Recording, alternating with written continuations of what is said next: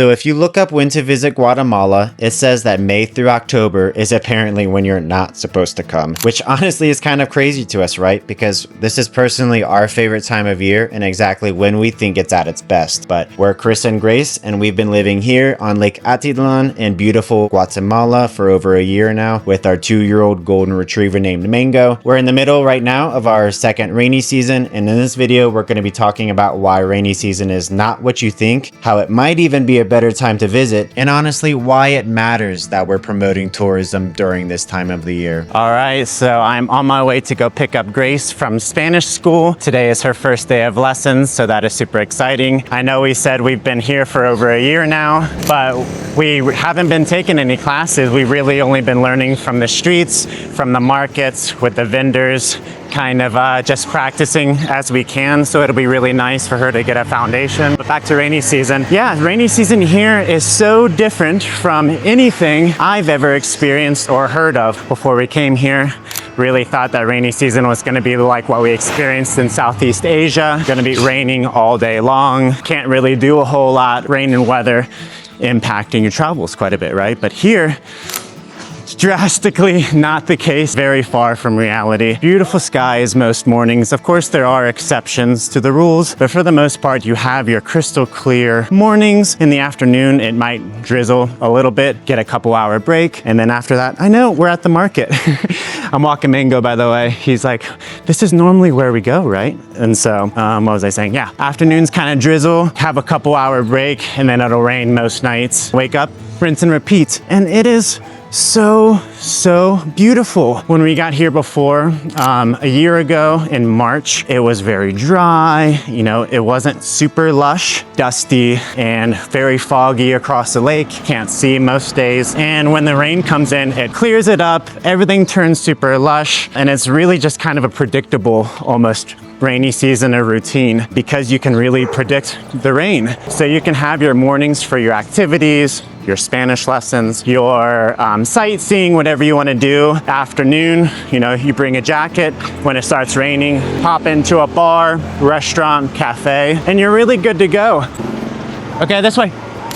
Mango, this way. So there was one day, I think we were at a weaving class, if I recall correctly. We were on our way back, and it started absolutely downpouring on us. So we ducked into this little place called Jaku, or Haku, not sure how you say it. Come on, buddy. And it has the biggest burritos I've ever seen. And we just waited out the rain and played Uno, drank beer, and just had a really good time. And so rainy season should not be something like to just fear about, you know. It's not like your Indian monsoons or Southeast Asia kind of rainy season. And I know I'm kind of talking about Lake Atitlán. We're in a microclimate here on beautiful Lake Atitlán, but for the most part, unless you're in the jungles in northern Guatemala, you're gonna be all right, you know. Still highly recommend coming. And here we are, the beautiful woman herself. Hi, baby. Hello. Hi. You're not mic'd up, but I just finished class. I can't wait to hear all about it. I can't wait to tell you guys all about it. I'm really loving this school. It's only been one day, but I love it. All right, let's head to the market and get some stuff and head back to the house. Okay, vamos. Vamos. All right. All right, see you in a sec. We are at the market. Yeah, and they actually just redid all of this. Super nice. Hola, Chris. Hola, Pablo. ¿Cómo estás? Muy bien, gracias. Hola, Mango. Adios. 88Q for all of this. Look at that. Eggs included. All of it, with eggs. Sorry if you can't hear us. The mics are going in and out again like they were in Shayla. Not sure. Gracias. Adios. Mango says bye.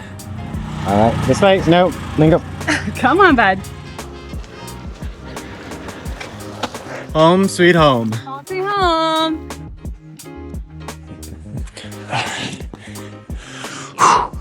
She heavy. Heavy bag today. What's the name for cabbage again? Repollo. Repollo. It's because of the repollo. Look at the size of this This is cabbage. my head.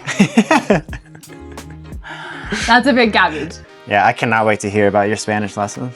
Can't wait to tell you all my Spanish I learned.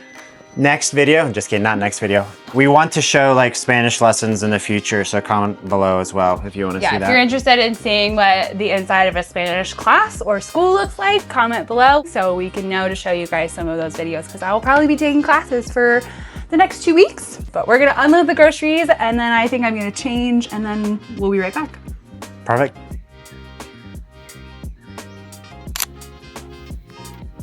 Okay, we're back. We unloaded the groceries. I changed, obviously, and I thought there's nothing better to do on a rainy day than some baking.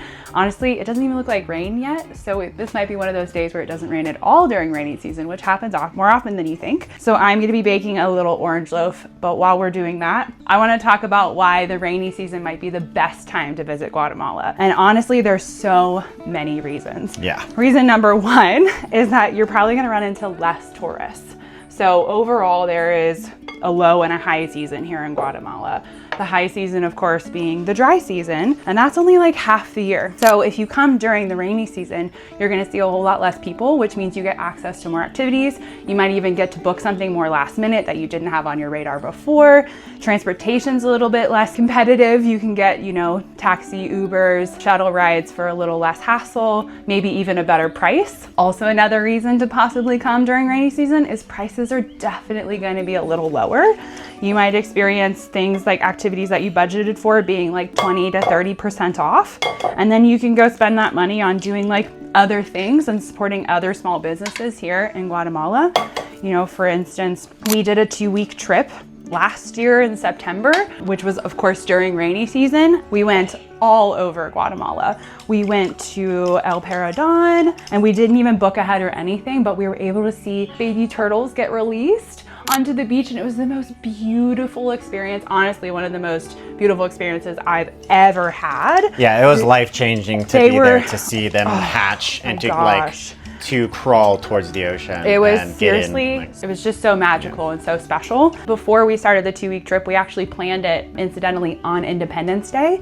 And so we realized it a little too late that we weren't gonna be able to get transportation on Independence Day in Guatemala. It didn't even rain on us at all in Antigua when we were there. During Independence Day, we spent the entire day outside listening to parades, watching people run on the streets, throwing water at each other. I think it might have been a little cloudy, but other than the rain held off. Yeah. It was so enjoyable to be there. I even got a little tipsy, which was not the best part of the journey, but it was just really, really fun to be able to do a trip like that, where we were able to go all over Guatemala and none of our experiences got ruined. Some of them even got highlighted because we were able to be there by ourselves or because it was in the rainy season. And it's so lush here this time of year. We're able to see so much greenery, so much nature, so much natural, just life and the environment here. Yeah, I hit on that a little bit on when I was talking, is like that when we got here in March of last year, we were coming out of the dry season and it was super dusty. Oh, yes. It was really foggy, couldn't hardly see across the lake comparatively to now. It's lush, it's crisp, it's clear. It's beautiful. And like you said, I mean, we went to Samuk Champay and unfortunately it rained a little too hard the day before. Yeah. So that did affect our time there, but we had the whole place to ourselves. We really did. We had the whole hostel to ourselves. Yeah. The point being that you can come to Guatemala and still get to experience all of those things that you planned, if not more, and if not more accessible and better, and possibly cheaper. So there's so many pros to coming here during rainy season, and I love the rainy season. It is honestly one of my favorite times of year, and I typically hate the rain. I am not a rainy person and fan. When we were in Thailand, it was so hot and sticky and muggy, and I had to change my clothes like 3 times a day, and here you might just need to pack a rain jacket. So it is an incredible difference from what you would assume a rainy season would be. I'm gonna finish up this cake, get it thrown in the oven, and we're gonna probably brew some tea and enjoy some of this in a little bit.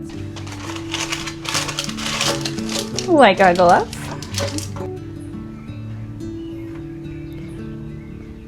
Nice. I can't wait to eat this. It's gonna be so good. It's getting cloudy. I know it is, but is it raining? It is not raining. Okay. That's all. So where do you wanna do this thing? Oh baby. Hola, buenas. All right, this looks delicious. Thank you, my love. 1 hour later, cake is out of the oven, but it is almost 5 o'clock and we still have no rain, even though the clouds are coming in, but you can still have a very fun-filled, packed travel day in the middle of rainy season. And not even get rained on.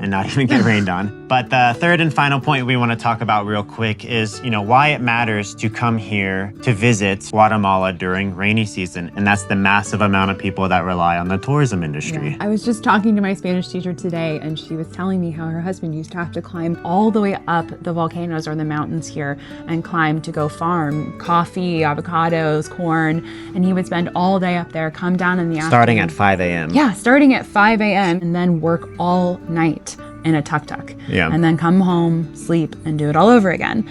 But the tourist industry has such a huge impact on that level of employment. Like some of those people who have businesses for 6 months out of the year don't make money for the other 6 months out of the year. And so they have to either resort to doing, hard laborious work or hopefully more people start coming during the rainy season and spending the money in the cooperatives, in the language schools, in the painting classes, in the activities, and the hikes. There's so many local guides here, and there's so many families that we've personally interacted with that their livelihoods rely on tourists visiting or people just buying their product. And of course, with more people coming here that want to spend the money and support the local communities and, buy these very artisanal products, or whether it be vegetables from the market, every single dollar everything matters. Quetzales, Yeah, there's a woman here at the San Pedro dock, and she sells banana bread. I was thinking of Yolanda. Yolanda.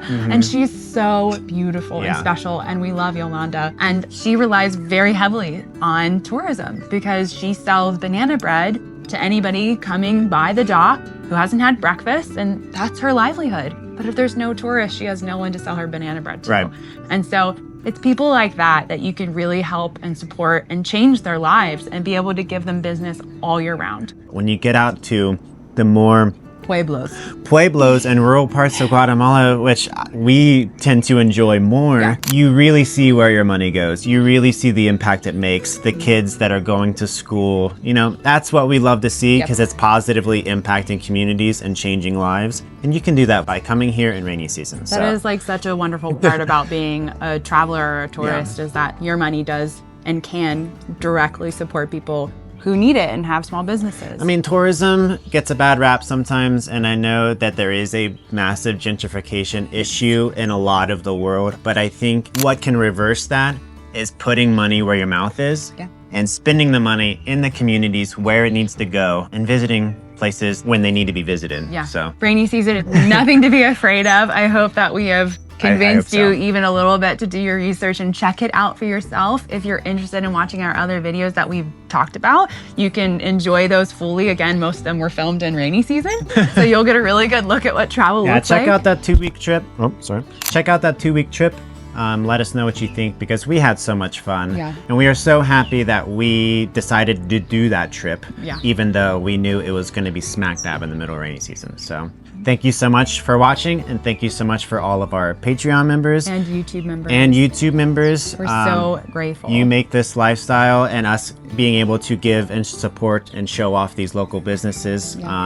You give us the opportunity and ability to do that, and we're so grateful. Don't know what we're doing next, but you'll know when we know. You'll know when we know. Thank you so much for watching, and we'll see you in the next one. Comment below if you want the recipe. Bye. Yeah, I guess I didn't even talk about the... That's okay. It's delicious. I know it is. Oh my gosh. It's so good. I want more. You can have as much as you want. That was the whole cake. Insane.